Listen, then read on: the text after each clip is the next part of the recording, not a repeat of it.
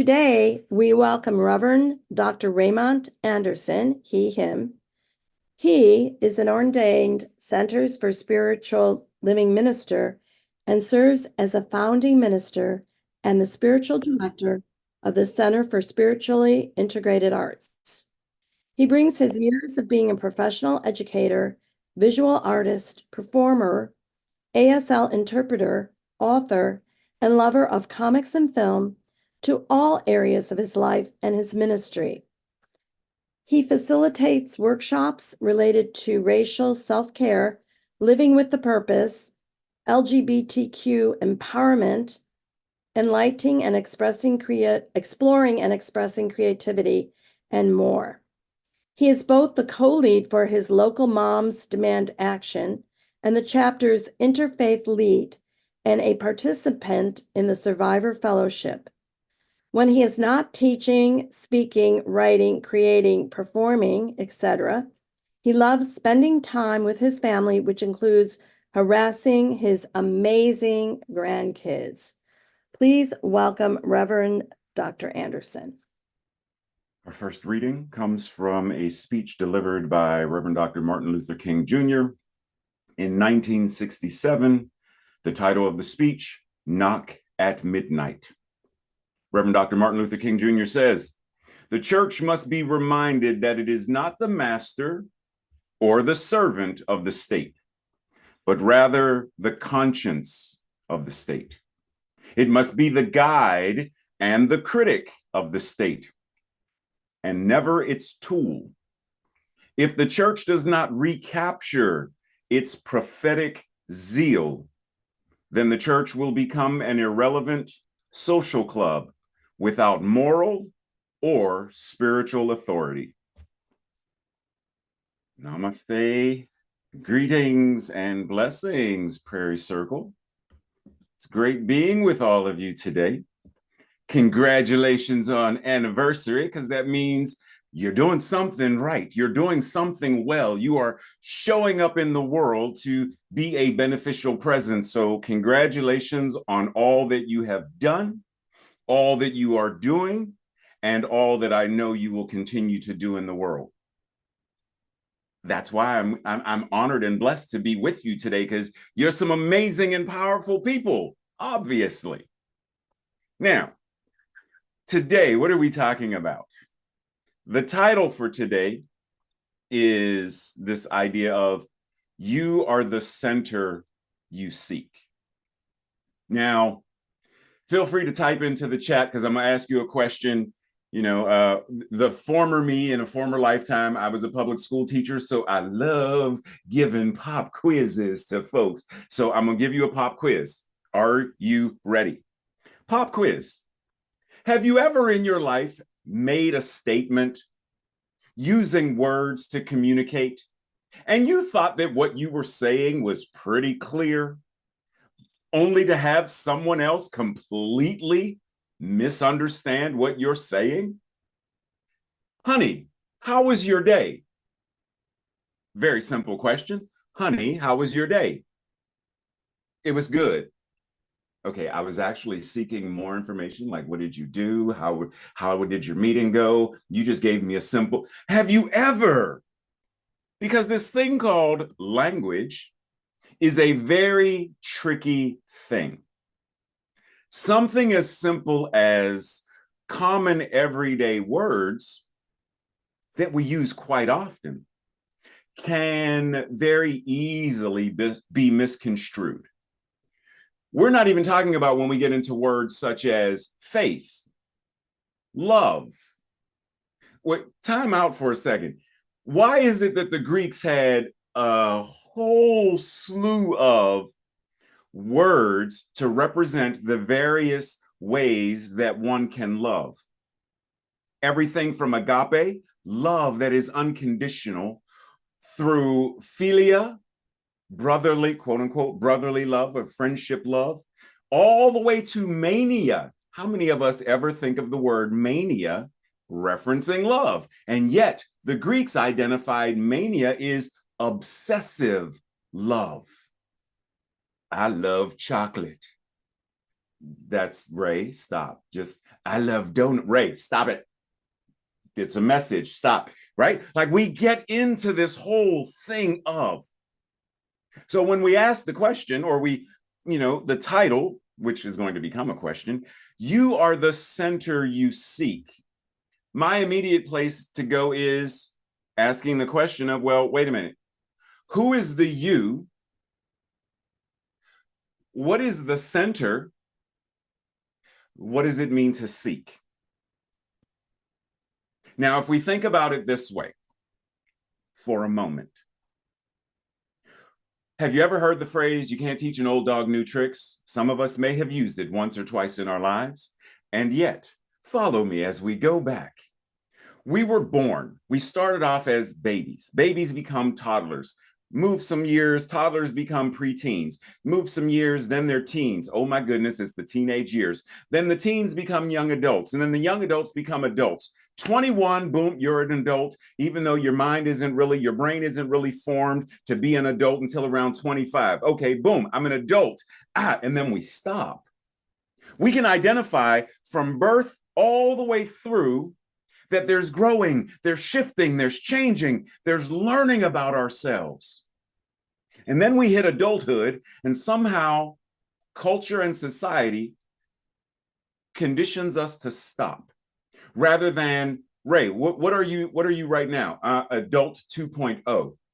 Oh, cool, because I just got an upgrade. I'm an adult 5.0. Oh man, I can't wait till I get there. Why don't we continue to step into the ever expansive evolution of what it means to be alive? Because if we did that, then we would understand at a deeper level that the you that you are today is not the you that you were 5 years ago, 10 years ago, 10 minutes ago. Because we're always changing. Are our bodies not always changing? Anyone who ate something before you logged in, your body is engaging in the digestion process. You're not watching it, you're not micromanaging it, but your body is going through changes. That's all the time. All of us are we breathing? If we're breathing, then our bodies are changing. Are we thinking? Then our bodies are changing. Our lives are changing. Our relationships are changing. So the you who is doing the seeking isn't the same you. And if you, like me, or anyone who knows an LGBTQ person, there was the pre come out, there was the approaching coming out, there was the coming out, and then there's the, okay, now that I'm out, now what do I do now? There's an entire process. What does it mean to be this person? You get a new job, you retire, and there's changes. Well, I know who I was for the last 50 years working at whatever this company was. Who am I now that I have retired? Changes. It's always changes. So this idea of centering, and there are a lot of, once again, language, lexicon, verbiage, things that change. In general terms, centering, to put something in the middle of, centering can mean to focus. I would like all of us to center our attention on our breath. Focus, bring your attention to the breath. When you are doing Tai Chi, you must be centered. Your Tantien must be centered. Your point of gravity, your center of gravity must be, okay, grounded, aligned. Okay. So the you, the I that is me, wants to be balanced. How many of us intentionally, now I know a couple of folks mentioned in the chat being cold, so I don't know if you have snow right now, but I'm sure you are familiar with the invention of snow and ice. How many people intentionally go outside and say, wow, it's really icy outside. Let me go outside and see how much I can slip and fall today. No one intentionally, there is no ice skater who goes out and says, I'm going to intentionally do backflips on the ice and fall. The intention is to go out and be graceful and while knowing that falling is part of, you lose your center, you lose your balance, because it's a part of ice skating. It's a part of skiing. It's a part of living. There are going to be times when we are engaged in conversation with people and they trigger us and we lose our center. We allow them to knock us off balance. So recentering ourselves is coming back to a certain degree, it's coming back to what is the truth about me? Who am I? If I were to, you see the person on the street asking questions. Hello, this is Doug Jennings reporting from the news, and I would like to ask Suzanne a question. And Lucinda, can you tell me, who are you? What do you say? Well, because oftentimes what we do is we identify who we are by what we do. Well, I'm a former public school teacher. I am a father and a grandfather, and no. I didn't ask about who are you? Because if you strip away, take away your name, take away your job, take away all of these things, are you not still you? The you that you are simply because. So when someone triggers us, sometimes we forget who we are. Sometimes we forget, what is it that I desire to express in my life? We dysregulate, we become enraged. And those of us who have experienced some form of trauma, it's easier to become uncentered, decentered, off balance. And yet, this conversation we are having is, so how do I seek the center of my being? What does it mean to seek the center of my being? Well, what if it's not about seeking so much as discovering? And what I mean by that is, we could go through any of the things that an archaeologist does. They're not, quote unquote, finding something that wasn't there, right? They don't go and dig for the purpose of, we know there's nothing here, but we love to dig, so we're going to dig. They're doing the digging, the excavating, to find what exists already there. So we are not per se seeking to find something that, oh wow, look what I just found, it's me. We're not looking to find something like it's magically, mysteriously frosted Lucky Charms, they're magically delicious. That's not what we're doing.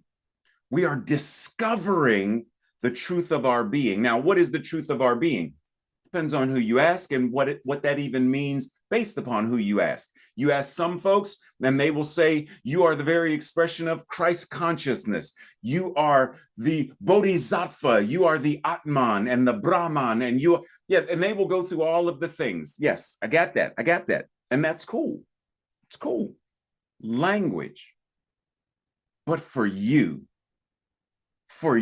specifically, what is it that you seek to discover about yourself? Do you seek to discover more expansive love? Is this not why we know or familiar with the prayer of St. Francis? Let me seek not so much to be loved as to love. Let me seek more to be understood. Like what is my invitation in being a 21st century Good Samaritan? How do I show up to be a beneficial presence? So this whole idea of you seeking, who is the you? Seeking to discover, seeking to realize, seeking to understand about ourselves. Because it's easy, since I mentioned that word trauma, it's easy to become so identified with our trauma that we lose sight of anything else. It's easy to lose sight because of an addiction, whatever the addiction is, to lose sight of who we truly are. And so this idea of centering, it's rediscovering, it's coming back to that place of balance, that place of focus, that place of choice. Because in each moment, we get to choose, who am I going to be in this moment? In this conversation, who am I choosing to be? Not so much do, because once again, we can get real caught up in the, I gotta do more things, gotta checklist the things that I gotta do, do. Stop it. Stop doing. Stop it. Be. Because when we're clear on who and what we are being, then the doing happens by default. I don't have to do, like, you look at me, and if I were to ask you to describe, look at me and describe my appearance. Somewhere in there, Black man, African-American man, brown skin, somewhere in there, the color of my skin is going to come up. Do I have to do Black? Is it something I have to do? I have to do African-American. I have to do gay. No, it's what I am. Like it's innately, it's me. Now, in the being that, it informs now, how do I show up as an African-American Black man, cisgender, in this homomesic, transmesic, racist, et cetera, culture and society? What am I being as a Black gay man that informs how I now show up and what I do? It's easy to go down the rabbit hole of the to-do lists and the, hold on a second, let me, I got to put this on my calendar, and, oh, I'm busy that day, but, oh man, I double booked, and, oh, I triple booked next. Okay, I got to, so maybe if I move some time, breathe, and ask ourselves, what is it that I am choosing to be that is in alignment with what I already am? And what I mean by that is, for the spiritual teaching that I am a minister, ordained minister in, specifically the New Thought tradition, we will reference the idea that God is a circle, from Voltaire. God is a circle, circumference nowhere, center everywhere. Say what now? That means right where each of us is, the center of God, call it whatever you want to call it, the center of the universe, the center of imagination, the center of love, the center of beauty is right where you are. Now, pause and ask, do I see myself as beautiful? And if the answer is no, then you're off center. Because the truth of your being is, you are beauty, period. Incarnating and individualizing itself, period. Now, how do you bring yourself and rediscover that truth of yourself is our invitation and practice. When we don't feel loved, when we don't feel seen, when we don't feel accepted, when we don't feel, then there is an invitation, especially when we realize that the invitation of our being, the invitation of our discovery and rediscovery as an ongoing, ever-evolving process also includes the collective. Fannie Lou Hamer said, none of us are free until all of us are free. Ooh. So we recognize that just because I can sit here and I've got coffee or tea and the luxury of a smartphone, and but there are people suffering the ravages of war. There are people suffering the threat of genocide. There are people suffering under the boot of capitalism. There are people who don't have clean water to drink, and that's in the United States of America. There are, and on and on. So our simple comforts cannot simply be our simple comforts. They cannot simply be the privilege that we have, because to rediscover also includes, if I am a good Samaritan, in the consciousness of what that means, then when I see someone in need, there's something I am invited or and called to do. And in the grand scheme of things, because we often do this as well, referencing what I said about adult 2.0, we think that when we get here, we're done. Oftentimes we reference healing as ED, healed. I can't wait till I am healed of my addiction. I cannot wait till I am healed of whatever it is.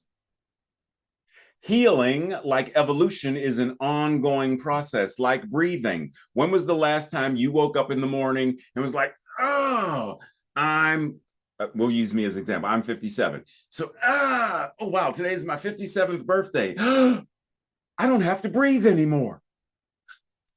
I've breathed for 57 years and I don't have to brush my teeth. I don't have to comb my hair. Well, I don't have hair to comb, but I'm done. I don't have to eat anymore. I have eaten enough. We understand that is a part of life. Breathing, eating, digesting, eliminating, all of that is part of life. It doesn't stop. It doesn't end. And for those who believe that there is life after life after life after life, continuing iterations of, whether you call it reincarnation, whether you call it whatever, that which is life, capital L life, is without end. So in some way, shape, or form, that which life is going to continue even after I relinquish this body. So healing, ongoing process. Evolution, ongoing process. Living, ongoing process. Seeking, rediscovering, ongoing process. Because there is not a moment when I have discovered who Ray is. No, you haven't. You have discovered to a degree, but there is ever more to discover. So our invitation in this moment right now is breathe and ask, who am I choosing to be? What does it mean for me to be centered, to be balanced, to be in alignment with the truth of my being? Not what my parents said or called or conditioned me to believe. Not what my third grade teacher said when she found out that I was whatever it was, dyslexic or any of ADHD, any of the labels that education often uses. When anyone, you're a sinner, and because of my former theological, any of those things. Rediscovering your truth means I hear those words, but they're not my truth. They may be part of my experience, but they're not my truth. In this moment, I breathe and choose anew. I choose how I will show up based upon who and what I am being. What does love ask me to be? What does love ask me to do in my communication?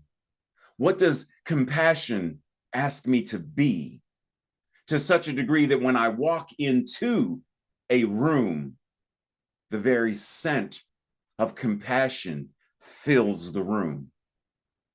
That just by being in Thad's presence, I feel he hasn't opened his mouth because Thad's busy doing something, getting ready for Sunday service. So he doesn't even know I'm sitting right behind him. But just being in his presence, I like the air is different. How do we step into that kind of energy of being? That energy of presence. So that when we are moving through life, because let's not forget. The seventh principle says, respect for the interdependent web of all existence, of which you are a part, I am a part, we are a part of the interdependent web of life. So who you are choosing to be moves through the web and it touches me. Who I am choosing to be moves through the web and touches you. It changes all of us. So the call to action, our invitation is pause each moment and just check in.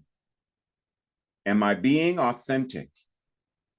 Am I being who I want to be in this moment? Am I being the most meaningful, loving, compassionate, centered in equity and justice, emancipation and liberation, not just for myself, but for all of creation, so that when I am engaging in conversation, I may not even use the words, but it's known because of the vibration that I give off. Breathe. Because if nothing else, I'm sure we could all agree that what the world could use now is more love, more love. Now there's love already, but how many people they're not feeling it? Because we have become secluded and safe, and there were masks, but we had emotional masks long before we had masks from COVID. So our invitation is remove the mask that we have allowed to keep people at bay and be our truest and most authentic selves. Ask yourself and have meaningful and challenging conversations about what does it mean to be both the embodiment of and to do the work of, what it means to show up as a loving and beneficial presence on the planet. The goal of world community is what? Community with peace. You say what now? And liberty, and what else? Oh, justice for all. How do we embody that principle? How do we become the very living demonstration of that principle? And as Ram Dass said, we are all simply walking each other home. As Dorothy found out, all you had to do was click your heels, because the power that you seek, you already are. Breathe. And I offer you our second reading that comes from Dr. Sean Ginwright. Among many things, this gentleman is the author of an amazing book called The Four Pivots. And he says, a healing-centered approach to addressing trauma requires a different question that moves beyond what happened to you to what's right with you, and views those exposed to trauma as agents in the creation of their own well-being rather than victims of traumatic events. Healing-centered engagement is akin to the South African term Ubuntu, which means humanness is found through our interdependence, our collective engagement, and our service to one another. Namaste. Thank you.